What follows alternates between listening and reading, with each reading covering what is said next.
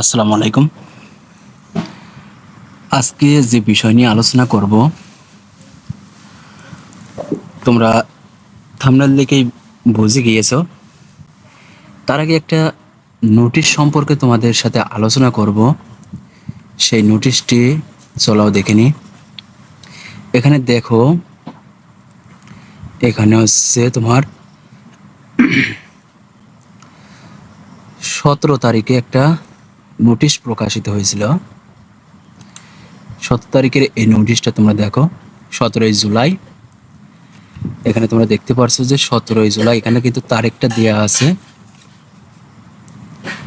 এখানে তোমরা দেখতে পাচ্ছ 17ই জুলাই 2024। এখানে যে নোটিশটা প্রকাশিত হয়েছে সেই নোটিশটাকে পড়ি এবং এই বিষয় সংক্রান্ত আগে আলোচনা করে দেখো। সহিংসতা নয়, আলোচনার মধ্য দিয়েই সংকটের যৌক্তিক সমাধান হবে বলে মনে করেন জাতীয় বিশ্ববিদ্যালয়ের উপাচার্য মোহাম্মদ মশিউর রহমান। তিনি বলেন, আমি বিশ্বাস করি যে কোনো সংকটের সমাধান হবে, তার সেই সমাধানের পথ হচ্ছে আলোচনা, সহিংসতা নয়।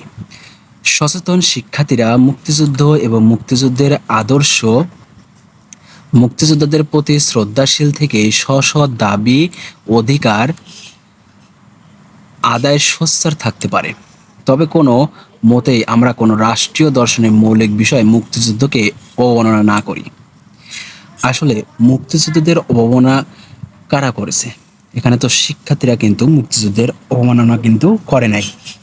তারা তাদের দাবি দেওয়া কিন্তু পূরণের জন্য কিন্তু আন্দোলন সংগ্রাম করে। এখানে কিন্তু যদি সরকার তাদের দাবি দেওয়া যদি পূরণ করে নিত, তাহলে কিন্তু এই আন্দোলন কিন্তু সংগঠিত হতো না। কিন্তু পরবর্তীতে কিন্তু তারা দাবি দেওয়া মেনে নেওয়ার পরও কিন্তু এখানে আন্দোলন কেন করলো? কারণ যারা এই আন্দোলনে জীবন দিয়েছে এবং এখানে আছে ছাত্রলীগ সাথে যে আওয়ামী লীগের যে স্বৈরাচারিতা, ফলে যে ছাত্রলীগরা কি করেছে, এই আন্দোলনকারীদের উপর যে আক্রমণ করেছে এবং পুলিশি যে অত্যাচার চালাইছে, এই বিষয়টা বিরুদ্ধে তারা পরবর্তীতে আন্দোলন করে এবং বিচার চায়। তাদের কিন্তু যৌক্তিক আন্দোলন ছিল।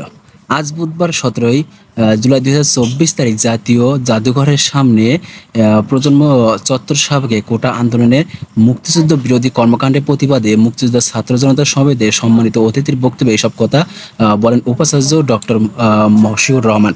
আসলে মুক্তিযুদ্ধের যদি বিরুদ্ধে যদি তারা যদি কোনো আন্দোলন সংগ্রাম করতো, কিন্তু এই যে পরবর্তীতে যে মুক্তিযুদ্ধেরাও যে মাঠে নামলো, তারাও যে এই স্বৈরাচারের বিরুদ্ধে যে আন্দোলন সংগ্রাম করলো, এটা কিন্তু অযৌক্তিক ছিল না, এটা কিন্তু যৌক্তিকই ছিল।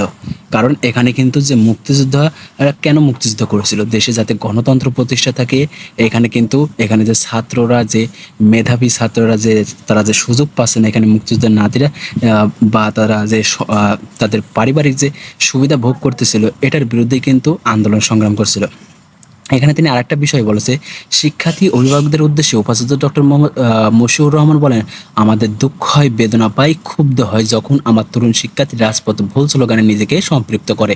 এটা কার কথা ছিল? এটা কিন্তু শেখ হাসিনার কথা ছিল। এই শেখ হাসিনার কথাটাই কিন্তু, তার বক্তব্যটাই কিন্তু এখানে তুলে ধরা হয়েছে। শেখ হাসিনাও কিন্তু বলেছিল যে আমার দুঃখ হয়, বেদনা পাই এবং ক্ষুব্ধ হয় যখন আমার তরুণ শিক্ষার্থীরা রাজপথে ভুল স্লোগানে নিজেকে সম্পৃক্ত করে। আসলে এখানে কোন স্লোগানটার বিষয়ে কথা বলা হচ্ছে? এখানে যে শিক্ষার্থীরা যে স্লোগানটা দিয়েছিল যে রাজাকার রাজাকার, এই বিষয়টা স্লোগান দিয়েছিল যে কে রাজাকার, কে রাজাকার, কে বলেছে স্বৈরাচার স্বৈরাচার, এই বিষয়টা কিন্তু তারা স্লোগান দিয়েছিল। এখানে কিন্তু তাদের স্লোগানে ভুল ধরিয়ে দিয়েছে।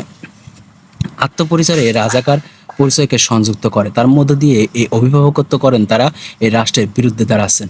আসলে রাষ্ট্রের বিরুদ্ধে কেন দাঁড়াচ্ছে? কারণ তাদের যদি দাবি দেওয়া যদি পূরণ করা হতো, তাহলে তো তারা রাষ্ট্রের কার্যাবলীর বিরুদ্ধে দাঁড়াতো। এই জন্য কিন্তু পরবর্তীতে কিন্তু অসহযোগ আন্দোলনটা হয়।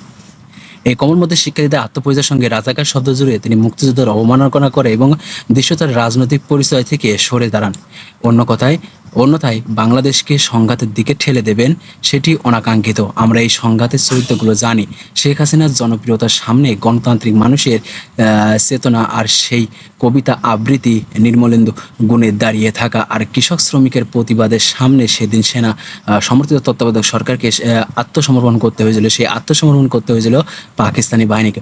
এখানে কিন্তু তিনি পাকিস্তানি বাহিনী তুলে ধরলো। এখানে শেখ হাসিনার জনপ্রিয়তার কথা ধরলো। আর শেখ হাসিনার জনপ্রিয়তা কিন্তু ছিল না, কারণ তার যদি জনপ্রিয়তা থাকতো তাহলে কিন্তু সে জোর করে কিন্তু ক্ষমতায় থাকতো না। এখানে কিন্তু জনগণের ভোটের মাধ্যমে কিন্তু তিনি সরকার গঠন করতো, সেটা কিন্তু হয়নি।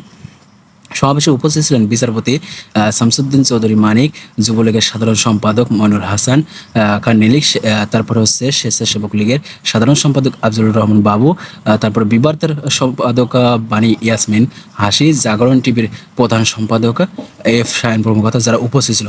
তাহলে এখানে কিন্তু তিনি আছে, এটা সই করেছে আতাউর রহমান, এটা কিন্তু তারই বার্তা প্রেরক ছিল। আসলে এই বক্তব্যে তারা কি বোঝাচ্ছে, তিনি কিন্তু স্বৈরাচারী শাসকের কিন্তু গোলামি করেছে। এই ক্ষেত্রে শিক্ষা ব্যবস্থাকে তিনি কিন্তু ধ্বংস করেছে। এখানে তার যে শিক্ষা ব্যবস্থা, বর্তমান জাতীয় বিশ্ববিদ্যালয়ের শিক্ষার্থীদের কিন্তু সেই সুযোগটা কিন্তু অন্যান্য যে সমস্ত পাবলিক বিশ্ববিদ্যালয় আছে সেই সমস্ত পাবলিক বিশ্ববিদ্যালয়ের মতো কিন্তু তাদের সুযোগ সুবিধা নাই।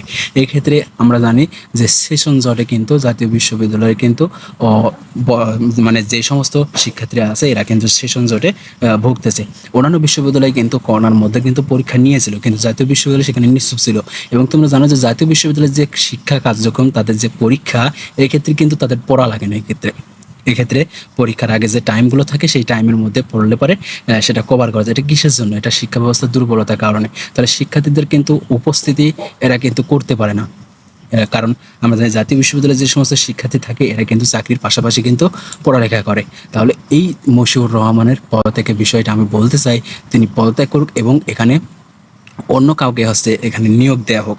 কারণ এই উপাচার্য যদি থাকে তাহলে কিন্তু এখানকার যে স্বৈরাচারী শাসকের যে নীতিগুলো ছিল এই নীতির মাধ্যমে কিন্তু শিক্ষা ব্যবস্থা পরিচালনা করবে। সেক্ষেত্রে তিনি একজন স্বৈরাচারী শাসকের আছে কিন্তু গোলামি করেছে।